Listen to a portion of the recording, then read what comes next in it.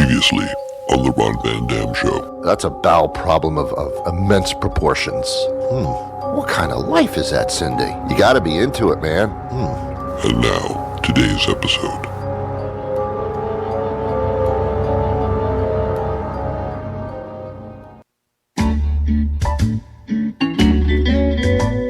Ron Van Dam hopes that his show will tickle your fancy. We suggest covering your fancy with both hands. This is the Ron Van Dam Show on New England Broadcasting.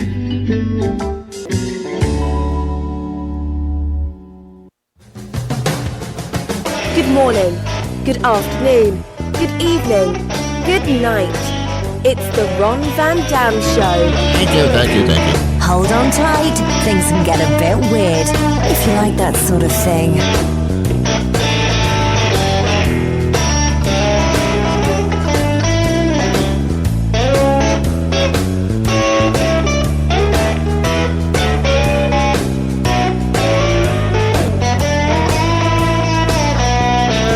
Hey, welcome to the program. It is the Ron Van Dam Show. How are you? Good to be with you. Sit down, shut up. I'll take it from here.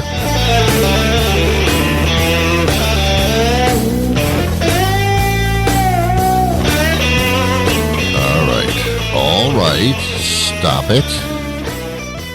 Fade out the music. There you go.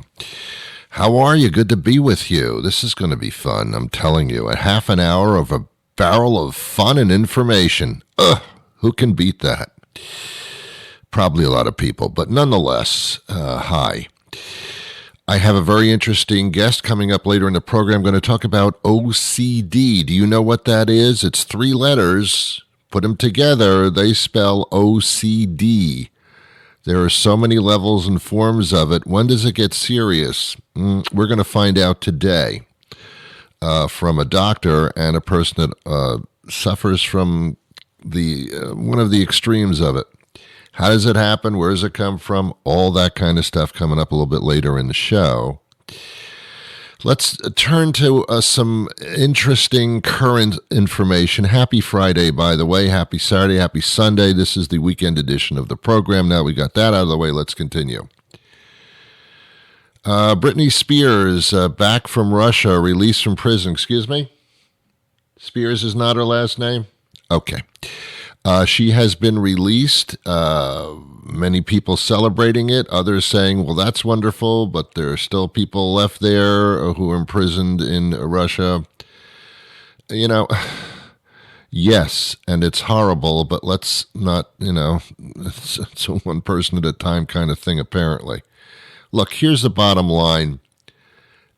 It doesn't take a nuclear brain scientist expert to figure this out. Don't go to Russia. Now, unfortunately, sports teams, they travel all over the world. Stop it. Just stop it. Russia is not a good place to visit. They take people who either criticize the leaders of the country, or there's some drugs that are very legal here, not at all legal there, and they'll imprison you for the rest of your life. They use American citizens as pawns. It's piracy. It's kidnapping. That's the way it works. And then there's a ransom, not for money, but for a switch. No matter how you slice it, stop it. Stop traveling to countries where they can just hold you and imprison you for life. Cut it out. Sports teams, stop it. It's sports. Don't make it so, important. If you're a reporter for a news station, do the reporting from your living room. Speak to somebody on the ground there who lives there anyway. Don't travel to countries and report on stuff just so you can stand on a street corner. Don't do it. Let's start being a little, it's amazing that our citizens haven't been kidnapped and imprisoned more frequently than this. It does happen a lot. We don't talk about it. Stop it, American citizens. Stop putting this country in jeopardy by traveling to these countries that obviously have no regard for human life. Don't go there. I don't know how to say it any more plain than that. I'm concerned about journalists going to countries like Russia where they will just grab you and hold you hostage in order for a prisoner switch. I mean, stop it. Don't go there.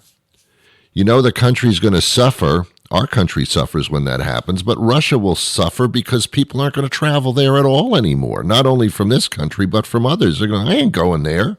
As soon as I step off the plane, you could grab me for anything. And then I'm in prison in your country. Don't travel there. The restaurants aren't all that good.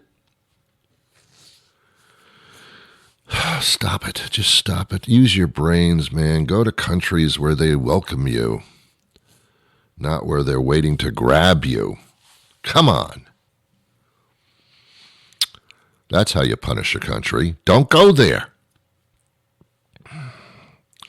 You know, I've been doing common sense commentary for decades. I mean, do you need somebody to tell you the obvious? Oh, Ron, it's adventurous to go to a dangerous country. You're putting our country in a situation when you do things like that. Don't do it. All right. Let's move on to Harry and Meghan. The hell's going on with you people? The Prince and Prince Duchess and Duchess and all that, stop it. I'm not interested in you any more than I am in the Kardashians. I mean, Harry and Meghan and the Kardashians should get together and just do one show and, stream it so not everybody has to watch it. And stop putting your lives in my face. I don't care about the royalty. It's an interesting story, but no more than that. I don't need a series on Netflix about it. I mean, Harry and Meghan are turning out to be a little bit of royal pains in my ass, to be honest with you. Well, Ron, you don't have to watch it. Okay, don't worry, I won't. I'm just saying. When you take your lives and you put them on display, don't complain that your lives have been put on display. It's like the Kardashians saying, we really value our privacy. No, you don't. No, you don't. No, you don't. You sell your lives. What do you mean privacy? Give me a break. And Harry and Meghan have got to shut up at this point. Open up a bakery, start a delicatessen, I don't know. Go into business somewhere. You'll do very well with people that love ex-royalty people.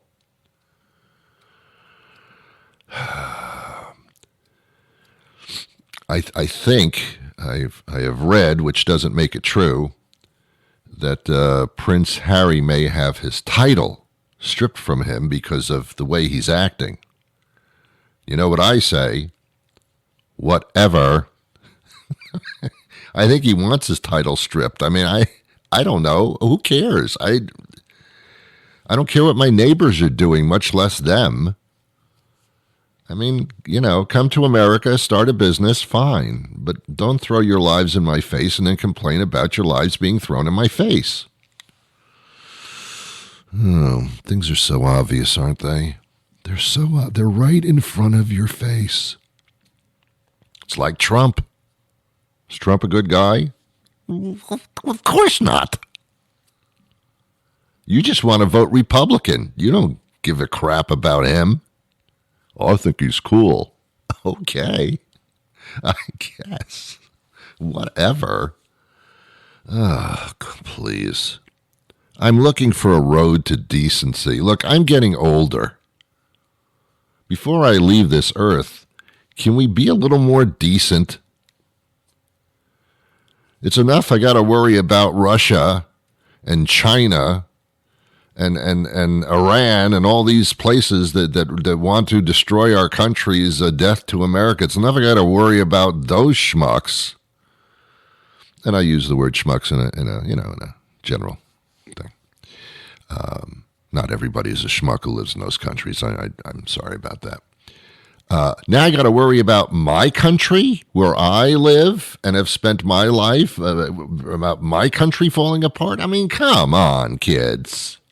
Come on, kids. Christian Cinema, who owns movie theaters, by the way, oddly enough. No, she doesn't. Made that up. She announced today that she's leaving the Democratic Party. Oh, party's over. And she's going to become an independent.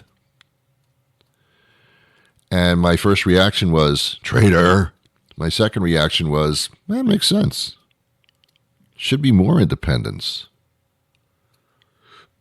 Bernie Sanders, senator from Vermont. He's an independent.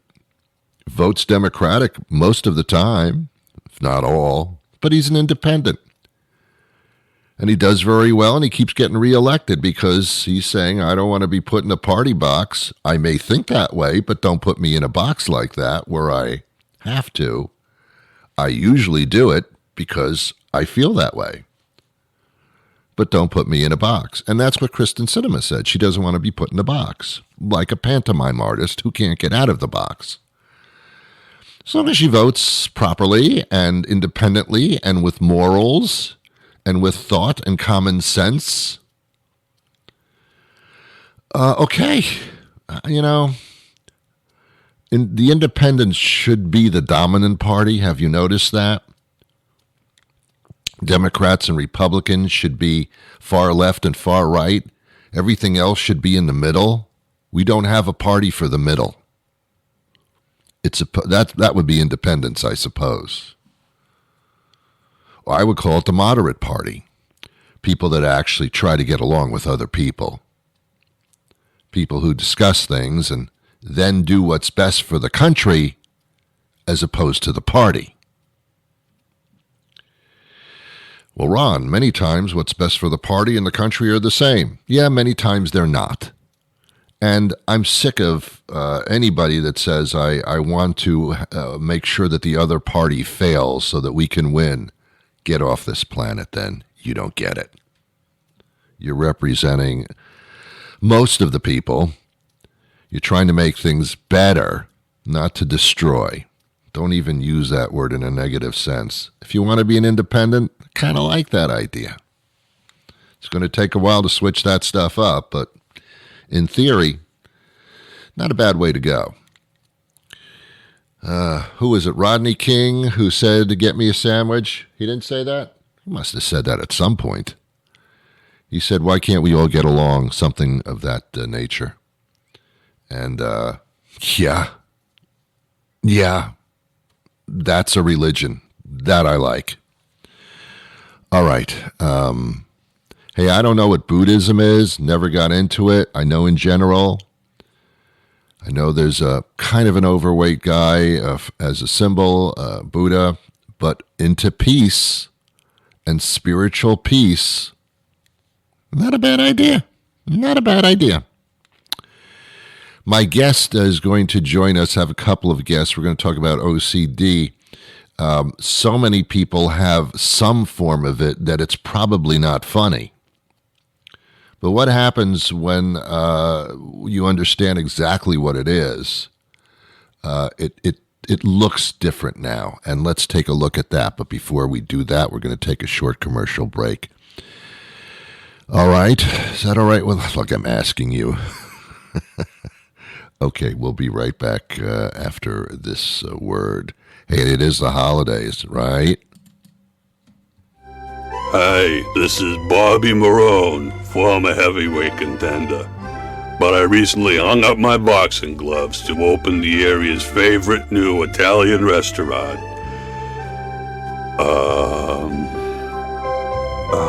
It's Headshots, Bobby. Headshots, right, Headshots. This time of year, Everyone is getting ready for their holiday parties. What better way to celebrate Arbor Day? Christmas, Bobby. Christmas, right. Celebrate Flag Day. Christmas. With a feast from Headshots. We'll deliver food that will not only knock you out, but will be the highlight of your Memorial Day Christmas table. Or perhaps you celebrate St. Swithin's Day. That one would be Hanukkah. Hanukkah.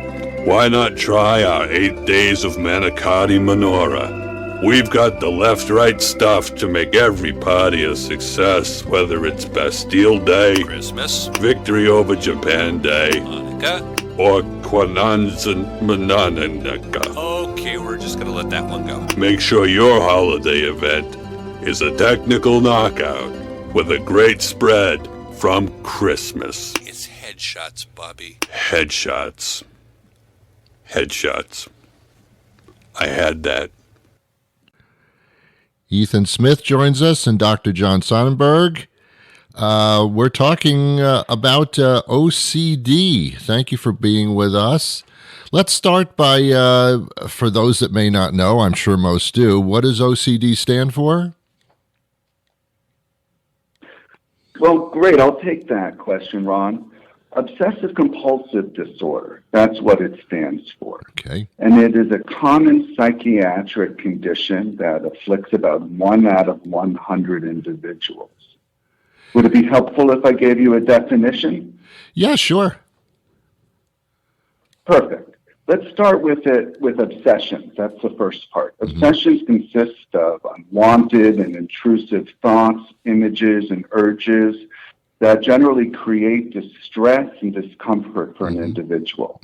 And one of the ways that they deal with that discomfort is through compulsions, which consist of generally behaviors, sometimes thought processes, that an individual will repeat in an attempt to stop the obsession or to lessen the stress associated with the obsessions. So this becomes a cycle, and it becomes extraordinarily disruptive for the individual. And one of the things to understand is that while we all can appreciate OCD as it's characterized in common discussion, Ethan and I are here to talk about this as it is a psychiatric condition that requires attention and address.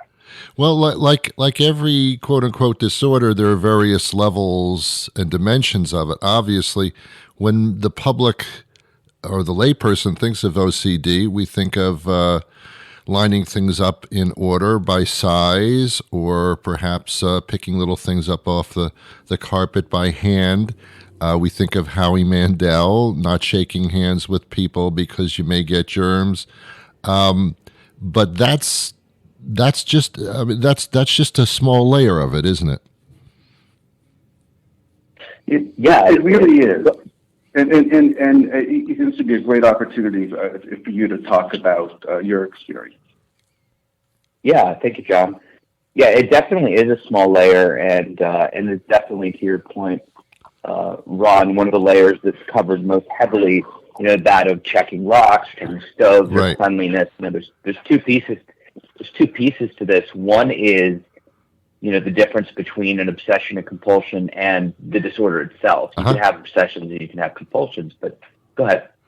No, that's totally understandable, because a lot of people listening to this are saying, "Oh my goodness, I have this disorder because I do check the stove before I leave. I do check to make sure the garage door is closed. I may even go around the block again and make sure it's closed. Oh my God!" But that's not really what we're talking about, right? Correct. So generally it's defined as affecting your life for more than an hour a day. Okay. So it's the D piece, is it a disorder or disease, right? Not just experiencing obsessions and compulsions. But the second piece of that is it is much more involved than just those things that we're talking about. While checking and hand washing and cleaning are parts of OCD, it goes much deeper. In my own case, when I was a kid, I was deathly afraid that my mother was going to die, right? And that I needed to be with her all the time to make sure that she wasn't going to die. And as I got older, it really started to manifest this health anxiety. At the time, it was called hypochondriasis, you hear the term hypochondriac, Uh-huh. but it's health anxiety. So for me, a headache was a brain tumor, a Yes. fever was meningitis. I was Yes. carrying multiple thermometers around with me Uh-huh. all the time, taking my temperature hundreds of times a day to make sure that I was okay. And Yes. that kind of, was pervasive throughout my life until I received, life-changing treatment in my early 30s. Uh-huh. And so really OCD is only limited by the imagination. It can consist of either physical compulsions or mental compulsions, Right. scary, terrifying, intrusive thoughts. Mm-hmm. And so it really goes much deeper than people realize, and can be completely disabling. And in fact, it's one of the top 10 reasons people go on disability. Yeah. So it's a pretty aggressive and malignant disorder when it isn't treated. Ethan, do you know where this came from? Where do you think that you were wired from birth to have these types of compulsions and actions, or do you think it might have been environmental, a trauma that occurred early in life that set you being very careful about everything? I mean, what do you think it was?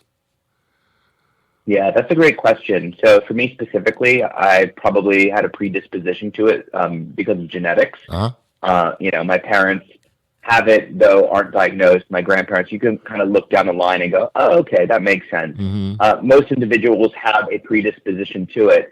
And to your point, there are a myriad of reasons why that predisposition can turn into the actual disorder, whether it is major milestones that we see, usually puberty, going to college, having a baby, or trauma, car accidents, deaths, and things like that, Right. Can definitely sort of activate it, if you will. Right. So that is one piece. But to your point, also, there are environmental factors and, sort of the nature versus nurture. So there's definitely a biological component. But at a certain point, sort of the repeated habits and rituals and that are reinforced by people around you also definitely play a role as you behaviorally learn these maladaptive Yes. coping skills, like, washing your hands 500 times to make sure that you're clean, and that's reinforced by other people. So it goes hand in hand. But for me, as far as I can remember, I was born with it. Doctor, psychologically, is it a wiring situation? Is it a control freak kind of thing where if I'm in total control, if I check out all the possible outcomes, then I'm okay? And then other people who don't have this obsession, they say, hey, whatever happens, happens. Is it that clear cut? Well, no, but it's a clear question, and I appreciate it. And I think one of the challenges is understanding this on a continuum of common behaviors and where it becomes problematic. Uh-huh. Now, the behavioral components, we have systems out there and treatments out there Mm-hmm. that can be effective in terms of trying to interrupt some of the patterns and giving an individual a sense of control. Ethan and I are also here to talk about a clinical trial that we're doing that Good. attempts to address what might commonly be called the wiring, Mm-hmm. but the biological and neurological underpinnings of obsessive compulsive disorder. All right. If we actually have a website that provides a lot of information about obsessive compulsive disorder and a clinical trial that we're doing at my site in Chicago and across the country. So if your listeners go to ocdtrials.com, they'll be able to learn a lot about individuals with obsessive compulsive disorder. Mm-hmm. Perhaps they'll recognize parts of themselves or individuals that they care about, Mm-hmm. and also be directed toward a number of resources, including our clinical trial. If one feels that they should pursue a diagnosis, what type of doctor would you encounter? I guess an internal medicine family physician would just be like a starting point, but where does this usually end up as far as treatment is concerned for a type of medical specialty? Well, one of the challenges we're trying to address is how difficult it can be to get the correct diagnosis. Yeah. Historically, it's taken over a decade from the onset of symptoms to get the correct diagnosis and visits to multiple doctors. In today's day and age, it takes effort to get a mastery of what is going on with your own symptoms and your own experiences. I would always recommend starting with the healthcare provider you feel closest to. And I would go to ocdtrials.com as at least a launching point to help learn more. To be in a clinical trial, you don't have to come in with an established diagnosis, but you certainly need to have a strong history of those symptoms in place. Okay. Is a clinical... It is. No, go on, Ethan. Go ahead, Rob. No, sorry, you go. Your turn. I was going to say, it is worth adding for those listening, that think they may have it or question it. For me personally, it took 17 years from diagnosis to find the proper treatment. That is not uncommon. Unfortunately, that is the average time, 14 to 17 years. That's crazy. It's like going to a doctor with a foot problem and taking 10 years to find a podiatrist. It's kind of ridiculous. I know.